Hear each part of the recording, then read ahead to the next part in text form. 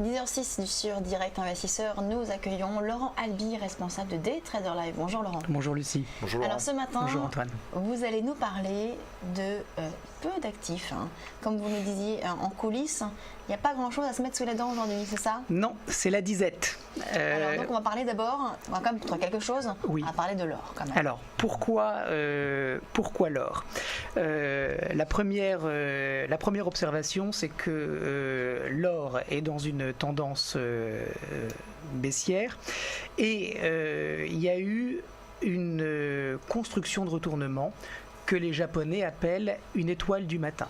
Autrement dit, nous avons eu cette dernière bougie noire qui semble être une bougie de capitulation, c'est-à-dire que les acheteurs ont été littéralement dégoûtés par les cours du marché. Ils ont donc vraiment liquidé, ils se sont débarrassés de cet actif dont ils ne pouvaient plus rien espérer. Et comme il n'y avait plus de vendeurs sur le marché, mécaniquement, il n'y a plus que des gens qui sont prêts à payer. Alors on remarque vendredi cette petite bougie en forme de toupie, ce que les Japonais appellent encore une fois un harami.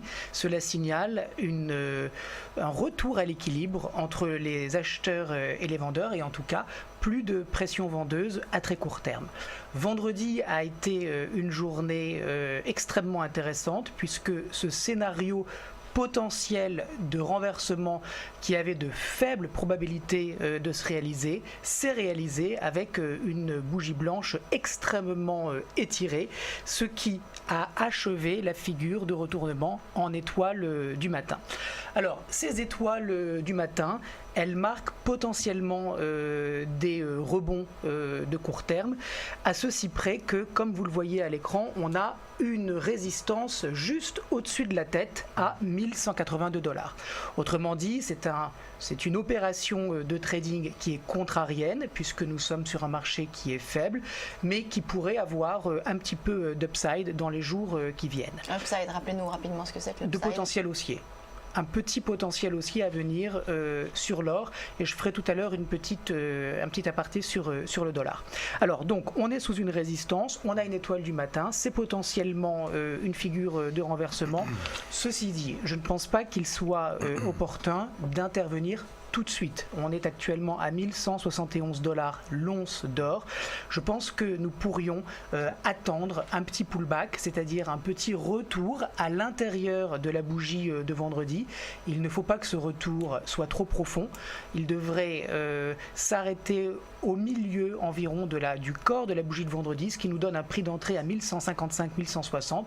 Par conséquent, on a une possibilité de trade avec un ordre à court limité, c'est-à-dire qu'on va rentrer un ordre en machine plus bas que les prix actuels, et si le prix de l'or reflue effectivement vers la zone qu'on a identifiée, alors notre ordre sera exécuté. Donc pour synthétiser, un ordre d'achat vers 1155, un stop sous la mèche de la bougie à 1130, et pour le coup il faudra envisager de tenir la position sur le test de 1182 parce que c'est ça qu'on joue avec un premier target à 1204. Alors justement Laurent, c'est intéressant puisque vous avez parlé de cette résistance qu'on trouve à 1180 $. Oui. Si on regarde sur le graphique, cette résistance est vraiment... Alors déjà c'était un support par le passé puisque ça a été un niveau testé à 3 reprises durant plusieurs années. Voilà. Et donc selon la théorie des analyses techniques, un support majeur comme ça qui devient une résistance majeure devient tout de même difficile à dépasser. Donc pensez-vous pas que entrer une position à 1155 comme vous l'avez dit sans attendre que les cours dépassent 1180 ne serait pas un peu risqué justement pour nos traders, nos investisseurs qui nous regardent sur du court terme justement? Si. D'accord. C'est risqué. C'est pour ça que je suis venu ce matin en vous disant c'est la disette. On n'a pas beaucoup d'opportunités sur le marché, et vous parlez de l'or ce matin, ça montre la difficulté à trouver des opportunités qui sont intéressantes. Donc sur l'or. Vous, c'est vraiment une opération de court terme en fait. Voilà, c'est vraiment pas se mettre contre la tendance sur du moyen terme, c'est faire un petit aller-retour comme ça. Alors, c'est du court terme, c'est spéculatif.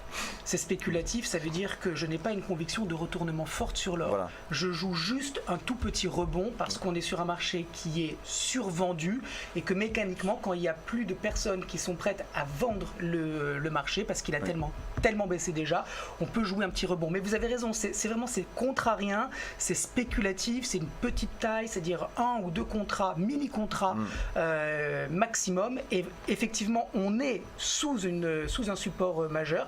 Mais comme j'ai parlé il y a quelques minutes d'une capitulation, ce support majeur, s'il est testé et si effectivement on re-rentre à l'intérieur de cette zone de consolidation, il pourrait y avoir une accélération haussière. C'est pour ça que ça vaut le coup de tenter, mais ça reste vraiment dans le registre du trade spéculatif.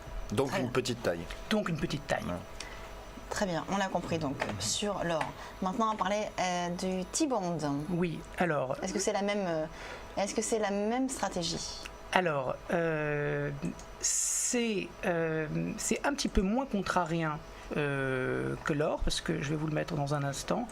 Le T-bond, vous le voyez, il est dans une dynamique qui est lente, mais qui reste haussière. On a fait un plus haut dernièrement sur 148 points et regardez en zoomant, nous avions un sommet de la fin du mois d'août qui avait servi de résistance à 140 points et ce sommet, une fois franchi, devient plancher. C'est le principe de changement de polarité dont je vous parle souvent ici sur ce plateau et par conséquent une ancienne résistance qui est franchie devient une zone d'achat.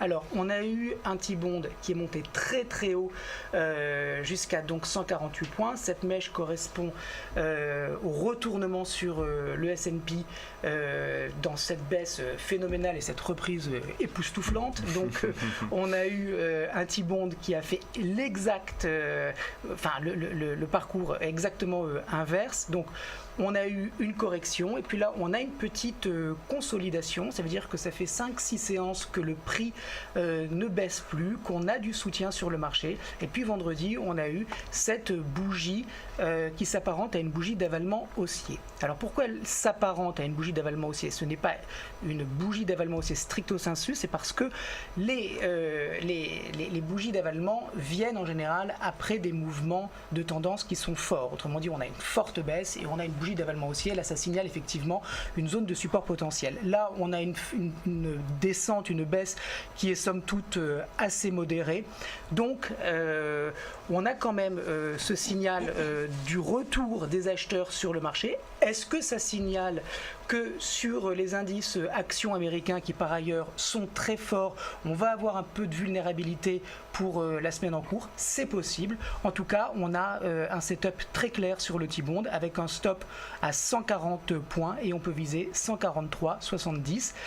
Un trade à mettre donc en parallèle avec une petite correction potentielle à venir sur les indices américains. Donc là on peut rentrer maintenant là sur le T-bond? Oui, on peut rentrer maintenant et on peut viser dans un premier temps 143,70 et on pourrait monter plus haut si les indices américains corrigent.